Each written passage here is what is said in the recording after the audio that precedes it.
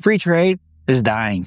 The global system is cracking, but here's the part most people miss. America isn't collapsing, we're repositioning. And what we're building next is very intentional. This isn't isolationism, it's not retreat, it's Fortress America. A secure, self-sufficient, energy-rich, food-rich economic model designed to survive in a world that no longer plays by the old rules. And you know what? It's already happening. So what does a Fortress America look like? It starts with 4 pillars: industry, energy, borders, and alliances. Pillar 1, strategic onshoring.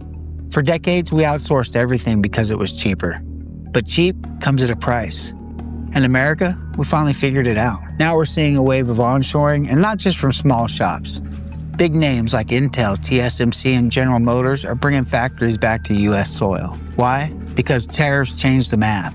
Because supply chains broke. Because depending on China is now seen as a risk, not a cost savings. We're not trying to make everything here, but we're starting to make the right things here. Microchips, pharmaceuticals, rare earth processing, defense equipment, the stuff that matters. Things you don't want to negotiate for in a crisis. Pillar 2, energy independence. Fortress America is powered by domestic energy. We have more oil than anyone, more natural gas, more coal, and a growing capacity of nuclear and renewables. Under Trump, the U.S. became the largest energy producer in the world. Not Saudi Arabia, not Russia, but that's right, the good old U.S. of A. We don't need to beg OPEC. We don't need Middle Eastern oil to keep the lights on anymore.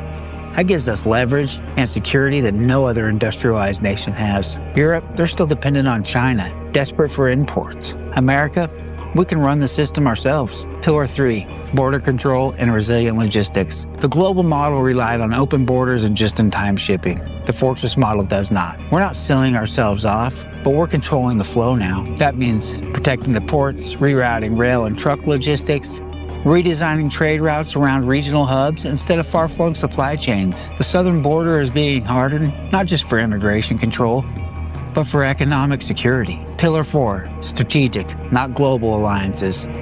Here's where most people get it wrong. Fortress America doesn't mean friendless America. We're not going it alone.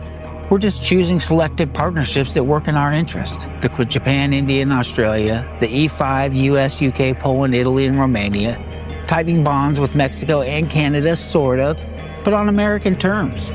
These are interest-based alliances, not ideology-based clubs.